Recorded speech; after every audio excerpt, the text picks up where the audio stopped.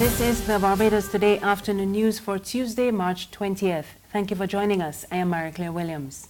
After 40 years of production, the organizers of the Oistins Fish Festival are asking government to designate it a national event.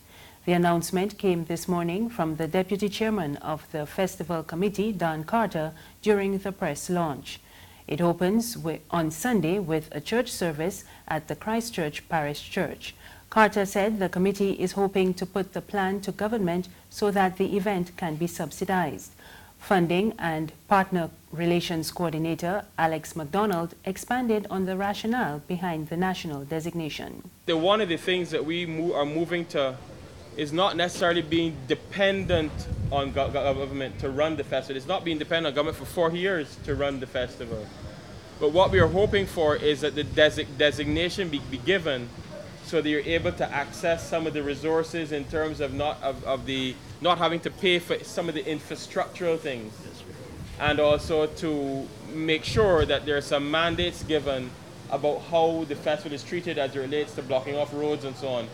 The police over the years have been very, very good with us, as far as I know. Yeah. And generally what happens is everybody works off of goodwill, which is what we would want to keep. The designation gives the festival some authority to make certain decisions around the look and feel and also how it is managed for that weekend. The Barbados Workers' Union is warning that the recent infestation of cow itch is about to get a lot worse. The union says poor husbandry practices as a consequence of reduced working hours for field hands and the island's cane fields are overrun by the pesky vines. The acting Deputy General Secretary, Dwayne Paul, said schools and homes near the fields will have a tough time coping with the itch as the season is due to begin later this month. Two clergymen say they see nothing wrong with the former prostitute Natalie Harewood deciding to contest the upcoming election. Harewood announced last week that she was vying for a seat in the city.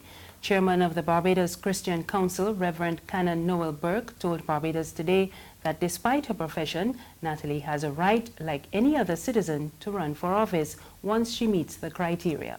She's of the view that her lifestyle, or former lifestyle, as it were, is lifestyle has given her, certain experiences that she may like to steer persons from. If she's of the view that she can make that kind of contribution, well then, certainly she has every right as a citizen of this fair land to offer herself. I suppose that, it will raise a number of eyebrows, but certainly as a citizen of Barbados, she can feel free to offer herself, to place herself before the public and say, here I am quite prepared to make whatever sacrifices necessary and offer myself as a member of Parliament. Senator Reverend David Durant expressed similar sentiments, and Attorney General Adriel Brathwaite says he does not see what the fuss is about. I think they're making much ado about nothing. Like every citizen, she's entitled, unless the laws prohibit her from entering the elective body, she's entitled to run. I don't understand why there's a problem or why people should be concerned about her running on either side of the divide and stuff. Now, as for her profession, maybe it is, and if you can take something seriously from this conversation with me, maybe it is for us as a country to take a serious look at issues that pertain to the women who hang out at the garrison for many years and who have been there even before I was born, and try to see how we can protect them.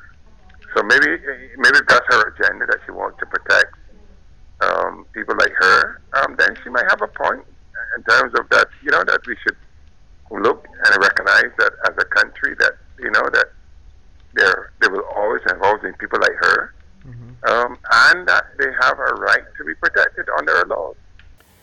Sports now. The Barbados judo team will travel to Japan for training this year ahead of the 2020 Tokyo Olympic Games. The announcement came from the Japanese ambassador to Barbados as he signed a memorandum of understanding with Sports Minister Stephen Lashley yesterday morning.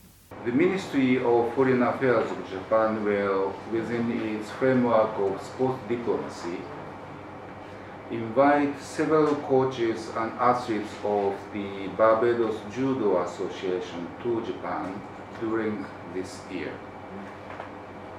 The Beijing judo team will enjoy opportunities to train with Japan's top judo athletes and to establish personal relations with the All Japan Judo Federation. I believe this trip will lend considerable leverage to Barbados in the efforts of its judo athletes to succeed in qualifying for the 2020 Tokyo Olympic Games. Meanwhile, Minister Lashley said the agreement would provide a platform for the exchange of experience, skills, and information of mutual interest.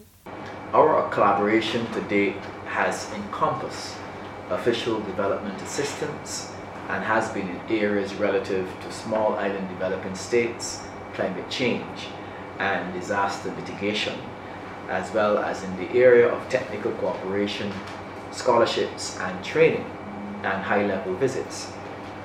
One such visit has been by Mr. Tako Shriwada, Mayor of Nano City in the Yamagata Prefecture, the host city for Team Barbados to the Tokyo 2020 Olympic Games. And during his visit, we have had the signing of the Nano City Basic Agreement between the Barbados Olympic Association and Nano City to facilitate a training camp for Team Barbados. There's regional and international news after this short break.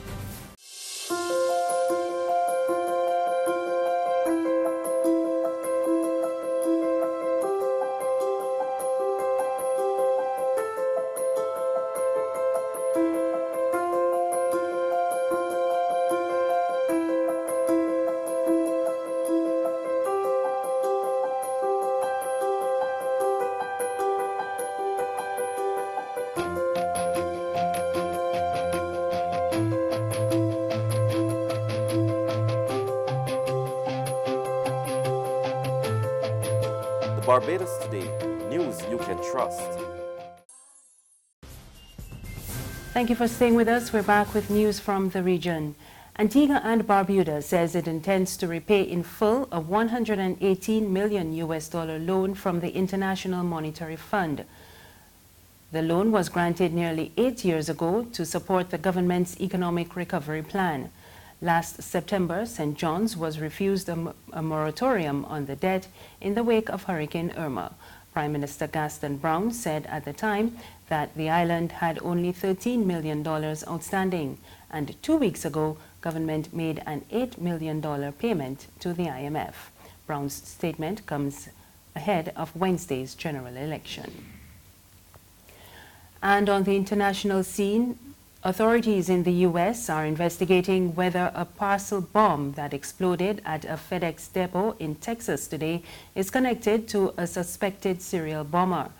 The incident occurred early this morning, 65 miles from the city of Austin, where 4 bombs have already killed 2 people in recent weeks. FBI spokeswoman Michelle Lee told TNN that the agency believes this morning's blast could be connected to the previous attacks. And finally, the former French President Nicolas Sarkozy is being held in custody today and questioned by magistrates investigating whether the late Libyan president Muammar Gaddafi helped finance his 2007 election campaign. We get the details in this Reuters report. Sarkozy under detention behind these doors in Paris. The contributions, it's said, helped propel him to victory in the 2007 election. Luke Baker is Reuters' Paris bureau chief. At this stage, it's purely questioning. It's only later whether there may be any further judicial steps. In 2013, evidence emerged from a French investigative website, Mediapart, carrying claims by a Franco-Lebanese businessman that he had helped funnel money from Gaddafi to Sarkozy's election campaign. Sarkozy has always dismissed the accusations, calling them grotesque and a manipulation. The relationship between the two leaders was complicated. Sarkozy had been criticized at home for being too accommodating to Gaddafi. But he was also one of the loudest voices calling for the Libyan dictator's overthrow by rebels backed by NATO. That's news this afternoon. Remember, there's more on our website, www.barbadostoday.bb. You can also subscribe to our e-paper, email updates, and like us on Facebook. We're on Izumi Media in bus terminals and on Screenplay at supermarkets and gas stations near you. You can also find us on Mix 96.9 FM. I am Marie Claire Williams. Good afternoon.